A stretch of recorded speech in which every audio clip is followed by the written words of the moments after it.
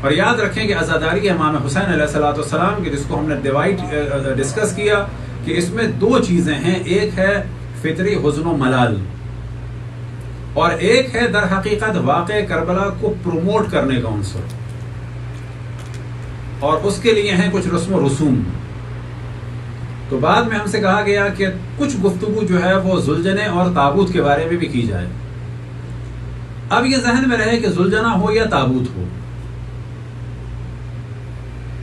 اس سے پہلے یہ ذہن میں رہے کہ عام طور پر ایک بات کی جاتی ہے کہ جی یہ والی رسم ایران میں نہیں ہوتی، یہ والی رسم عراق میں نہیں ہوتی، اور مہندی کی رسم جو ہے جی وہ ہندوؤں کی ہوتی ہے. تو پہلی بات یہ میں کلیئر کروں کہ جو مہندی کی رسم ہے یہ ہندوؤں کی قطعاً نہیں ہے، 100% غلط پروپیگنڈا ہے.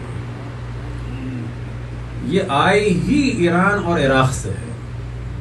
کہ اگر کوئی بعد میں دیکھنا چاہے تو میں آپ کو اس کی ویڈیوز بھی دکھا دوں گا، فوٹوز بھی دکھا دوں گا، اور اگر آپ چاہیں گوگل فارسی میں جا کے سرچ کریں عروسی قاسم کے نام سے تو آپ کو جلوس کے جلوس نظر آئیں گے.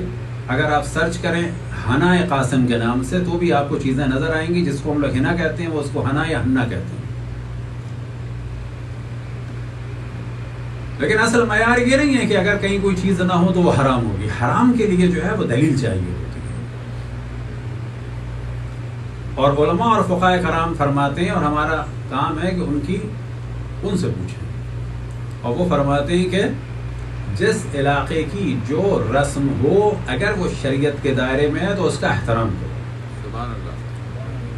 لہٰذا کچھ رسم و رسوم ایران کی ہیں، کچھ رسم و رسوم عراق کی ہیں، کچھ رسم و رسوم کویت کی ہیں، بحرین کی ہیں، شام کی ہیں، کچھ رسم و رسوم جو ہیں وہ رشیا کی ہیں، آذربائیجان کی ہیں، کچھ انڈیا کی ہیں، کچھ پاکستان کی ہیں، کچھ افغانستان کی ہیں، کچھ رسم و رسوم جو ہیں وہ ترکی کی ہیں. اور ہر رسم کے پیچھے کوئی نہ کوئی ایک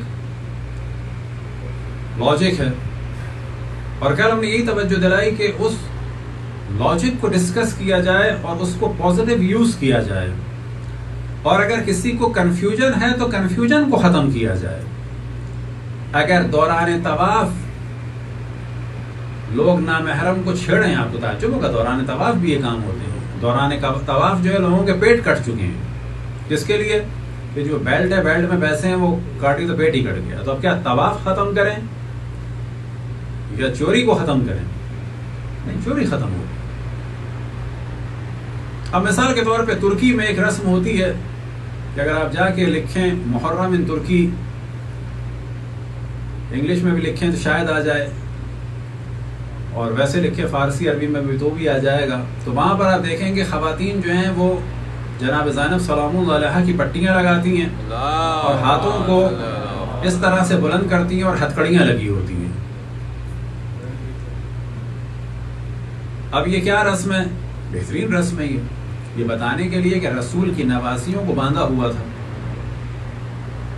ابس نہیں ہے، یہ بہترین چیز ہے، واقعا بہترین چیز، شک نہیں ہے بہترین چیز. اب یہ ہمارے یہاں نہیں ہے، لیکن واقعا یہ ایران میں بھی نہیں ہے، عراق میں بھی نہیں، ترکی میں ہے. اب یہ نہیں کہہ سکتے کہ جی یہ ہمارے یہاں نہیں ہے، اب یہ نہیں کہہ سکتے یہ ایران میں نہیں ہے. یہ دیکھا جائے گا کہ اس کے ذریعے سے اب جو مراجع الزام فتویٰ دیتے ہیں وہ یہ کہتے ہیں کہ کیا اس کے ذریعے سے واقع کربلا یا شہادت امام حسین یا مظلومیت امام حسین یا مظلومیت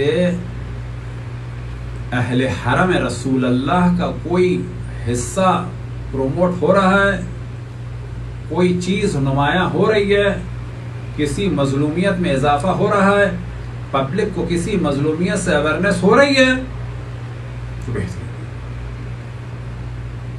بس یہ زنجیر جو ہے کیا بتاتی ہے کہ رسول کی نواسیوں کو باندھا گیا تھا. بہترین کام ہے، قطعاً بہترین کام ہے. اور کل ہم نے توجہ دلائی کہ حج پہ بھی اعتراض کر سکتے ہیں لوگ، طواف پہ بھی کر سکتے ہیں، خانہ کعبہ پہ بھی کر سکتے ہیں، خانہ کعبہ کی جانب سجدے کو بھی سمجھ سکتے ہیں کہ شاید ہم لوگ اس کو پوج رہے ہیں. ہمارا کام ہے کہ کلیئر کریں، کنفیوژن کو ختم کریں.